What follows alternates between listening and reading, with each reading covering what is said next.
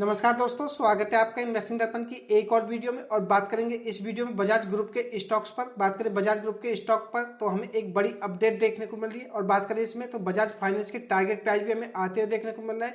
और बात करें बजाज हाउसिंग फाइनेंस की तो इसको लेकर के भी हमें एक्सपर्ट की तरफ से एक रिपोर्ट आती हुई देखने को मिल रही है। तो ऐसे में अगर हम बात करें तो बजाज ग्रुप के एक स्टॉक में यहाँ से 41% तक की गिरावट की भी संभावना जताई जा रही है। तो ऐसे में अगर हम बात करें तो अगर आपने बजाज ग्रुप के स्टॉक्स में इन्वेस्टमेंट कर रखा है या आप इन्वेस्टमेंट करने के बारे में सोच रहे हैं या आपने बजाज फाइनेंस में इन्वेस्टमेंट कर रखा है तो आपको बजाज ग्रुप स्टॉक से जुड़ी हुई लेटेस्ट अपडेट के बारे में पता होना चाहिए। बात करें बजाज हाउसिंग फाइनेंस की तो इसका आईपीओ हमें अभी लिस्ट होता हुआ देखने को मिला है और आईपीओ को अच्छा रेस्पॉन्स भी मिला था। और बात करें इस आईपीओ की लिस्टिंग की तो 114% से हमें ऊपर इसकी प्रीमियम पर लिस्टिंग होती हुई देखने को मिली थी। बात करें तो बजाज हाउसिंग फाइनेंस आईपीओ से अगर आप इस स्टॉक में इन्वेस्टेड है तो आपको यह भी पता होना चाहिए कि एक्सपर्ट की राय बजाज हाउसिंग फाइनेंस स्टॉक को लेकर के क्या है। तो हम इस वीडियो में काफी कुछ जानेंगे, तो आपको इस वीडियो में अंत तक बने रहना है जिससे कि आपको बजाज ग्रुप स्टॉक से जुड़ी हुई खबर के बारे में अच्छी तरह से पता चल सके।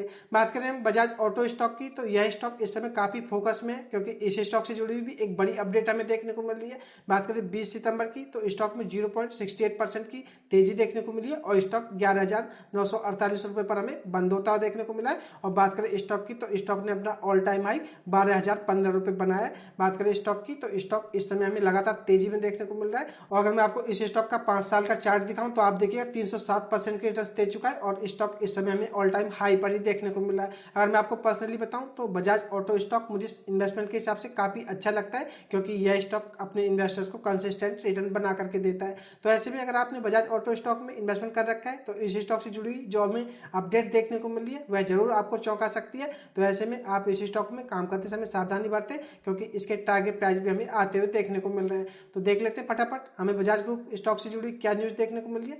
बने रहिएगा वीडियो में। इससे पहले चैनल पर नहीं है तो चैनल को भी सब्सक्राइब कर ले। वीडियो अच्छी लगे तो वीडियो को लाइक करना भी ना भूलें।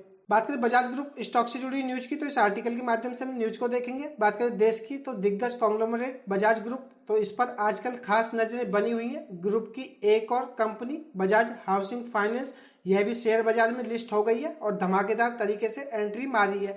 114% के प्रीमियम पर लिस्ट होने के साथ ही हाउसिंग फाइनेंस सेक्टर में अगर हम बात करें तो यह कंपनी 1,51,139 करोड़ रुपए के मार्केट कैप के साथ सबसे वैल्यूएबल कंपनी भी बन गई है। बात करें तो ऐसे में अटकलें उठ रही हैं कि बजाज ग्रुप के दूसरे स्टॉक्स की भी री रेटिंग हो सकती है। हालांकि फिलहाल तो ऐसी कोई संभावना नहीं दिख रही है। बात करें बजाज हाउसिंग फाइनेंस की तो यह बजाज फाइनेंस की सब्सिडरी है या कहा जाए तो बजाज फाइनेंस इसकी पेरेंट कंपनी है। तो ऐसे में अगर हम बात करें तो इस समय बजाज हाउसिंग फाइनेंस हमें लिस्टेड होती हुई देखने को मिल रही है। तो ऐसे में हो सकता है आपको आने वाले समय में बजाज फाइनेंस की भी री रेटिंग होती हुई देखने को मिले क्योंकि अब बजाज हाउसिंग फाइनेंस का बिजनेस बजाज फाइनेंस से अलग हो गया है। इसकी री रेटिंग भी आपको आगे देखने को मिल सकती है लेकिन फिलहाल अभी इसकी कोई संभावना हमें देखने को नहीं मिल रही है।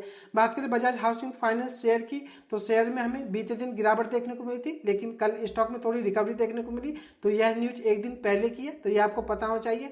और जो आर्टिकल मैं आपसे डिस्कस कर रहा हूं वह एक दिन पहले का यानी कि बजाज हाउसिंग फाइनेंस में जब हमें गिरावट देखने को मिली थी तो यह जबकि अपडेट हमें देखने को मिली है। बात करें बजाज हाउसिंग फाइनेंस से जुड़ी हुई अपडेट की तो पहले अगर हम बात करें बजाज हाउसिंग फाइनेंस के शेयर में तो 2 दिन तक हमें तेजी भी देखने को मिली थी और उसके बाद मुनाफा वसूली आई है। और बात करें 19 सितंबर की तो 9% तक स्टॉक में हमें गिरावट देखने को मिली थी और इसका भाव 171 रुपए पर आ गया था और इसने कल यानी कि 19 सितंबर को 188 रुपए का ऑल टाइम हाई भी छुआ था। वैसे इस स्टॉक पर अधिकतर एक्सपर्ट की अगर हम माने तो इनका लॉन्ग टर्म का व्यू ही है। तो ऐसे में अगर आप बजाज हाउसिंग फाइनेंस को शॉर्ट टर्म के लिए देख रहे हैं तो आपको इस स्टॉक में उतार चढ़ाव देखने को मिल सकते हैं। अगर हम एक्सपर्ट की माने तो एक्सपर्ट इस स्टॉक को लॉन्ग टर्म के व्यू से ही देखते हैं, यह भी आपको पता होना चाहिए। बात करें इस अपडेट में तो बजाज ग्रुप का एक ऐसा स्टॉक भी है जहां ब्रोकरेज फर्म ने हाउस ने 41% तक की गिरावट का अनुमान जताया है। तो बात करें बजाज ग्रुप के स्टॉक से जुड़ी तो यह हमें एक अपडेट चौंकाने वाली देखने को मिली है। अगर हम माने ब्रोकरेज हाउस की तो इन्होंने 41% की गिरावट की संभावना बजाज ग्रुप के इस स्टॉक में जताई है तो यह भी आपको पता होना चाहिए। बात करें बजाज ऑटो तो यह वह स्टॉक है जिस पर ब्रोकरेज हाउस की तरफ से नेगेटिव नजरिया आया है। बात करें ब्रोकरेज हाउस CLSA की तो इसने इस शेयर पर अंडर परफॉर्म की जो रेटिंग थी इसको मेंटेन करते हुए इसके टारगेट प्राइस को घटा करके 7,000 रुपए कर दिया है। और जैसा कि मैं आपको बता चुका हूँ, अगर हम बात करें स्टॉक के करंट मार्केट प्राइस की तो यह 12,000 रुपए के आसपास हमें देखने को मिलता है। और बात करें CLSC की तो इन्होंने इसको अंडर परफॉर्म की रेटिंग दी है और इसके टारगेट प्राइस 7,000 रुपए बताएं। तो ऐसे में अगर हम बात करें तो बजाज ऑटो का स्टॉक आपको 7,000 रुपए की टारगेट प्राइस तक जाता हुआ देखने को मिल सकता है। जैसा कि मैं आपको बता चुका हूँ, स्टॉक फंडामेंटली काफी अच्छा है और रिटर्न भी मैंने आपको दिखाए थे, रिटर्न भी काफी अच्छे है। तो ऐसे में अगर आपको यह स्टॉक गिरावट में देखने को मिले तो आप इस स्टॉक में बाई ऑन डिप्स करें और लॉन्ग टर्म के लिए होल्ड करें। यह स्टॉक आपको आने वाले समय में अच्छे रिटर्न देगा। बात करें CLSC की तो इन्होंने भी सिर्फ अनुमान जताए, इसका मतलब यह भी नहीं है कि स्टॉक 7,000 रुपए तक जाएगा।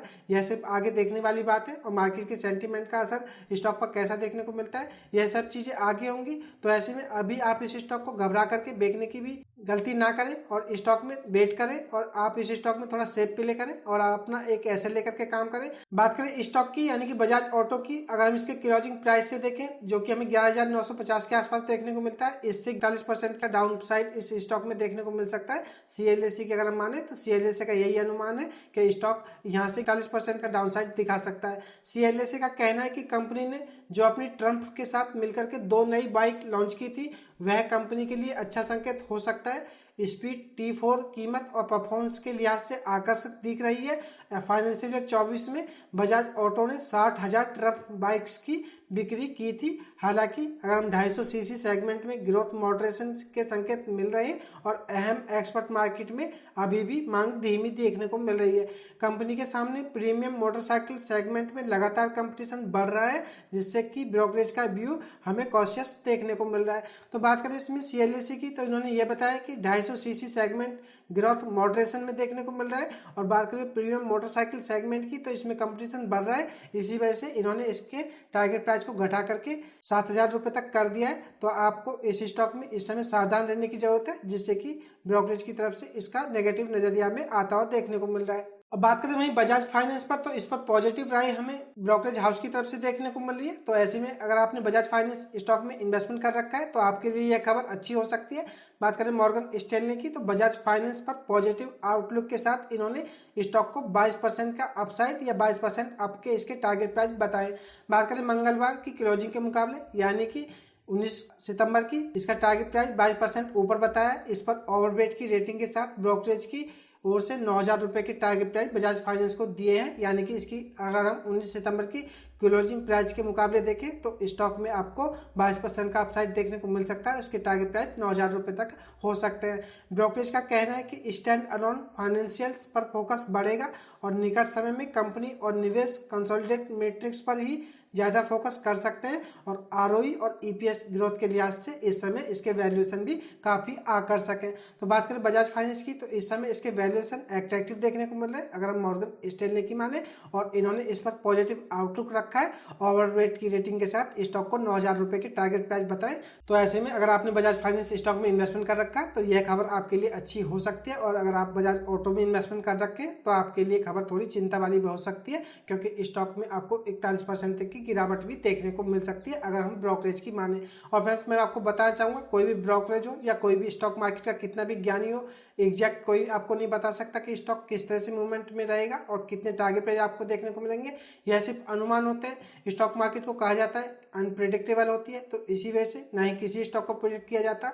तो ऐसे में आप अपनी राय को भी एक तरफ रखें और ब्रोकरेज हाउस की राय को भी एक तरफ रखें, और आपको स्टॉक में जैसा मोमेंटम देखने को मिले आप उसी को फॉलो करें और किसी भी स्टॉक में घबरा करके या उत्तेजित होकर के गलती करने से बचें, क्योंकि स्टॉक मार्केट को कोई प्रेडिक्ट नहीं कर सकता। और आपको बजाज ऑटो के टारगेट प्राइस 7,000 देखने को मिल रहे हैं, तो इसका मतलब यह भी नहीं है कि स्टॉक 7,000 तक ही जा सकेगा। बात करें बजाज फाइनेंस की तो यह स्टॉक 9,000 रुपए की टारगेट प्राइस मॉर्गन स्टैनली की तरफ से बताए गए। तो आपको ऐसा भी नहीं सोचना चाहिए कि यह टारगेट प्राइस आपको अभी 10 से 5 दिन में ही देखने को मिल जाएंगे। यह टारगेट प्राइस बजाज फाइनेंस 9,000 कब टच करेगा इसके बारे में कुछ नहीं कहा जा सकता। अगर आपका लॉन्ग टर्म का पॉइंट ऑफ व्यू है तो बजाज फाइनेंस स्टॉक में आपको 9,000 नहीं, आपको 12,000 रुपए तक के टारगेट प्राइस भी आने वाले समय में देखने को मिलेंगे, क्योंकि बजाज फाइनेंस फंडामेंटली अगर हम बात करें तो भारत में सबसे बड़ी नंबर 1 NBFC है। आप इस बात को ध्यान में रखें। तो मुझे बजाज ग्रुप स्टॉक से यही अपडेट आपको देनी थी। यह खास अपडेट की वीडियो आपको कैसी लगी मुझे कमेंट करके बताएं। वीडियो अच्छी लगी हो तो वीडियो को लाइक करें, शेयर करें। मैं मिलूंगा आपसे नई वीडियो में, तब तक के लिए नमस्कार।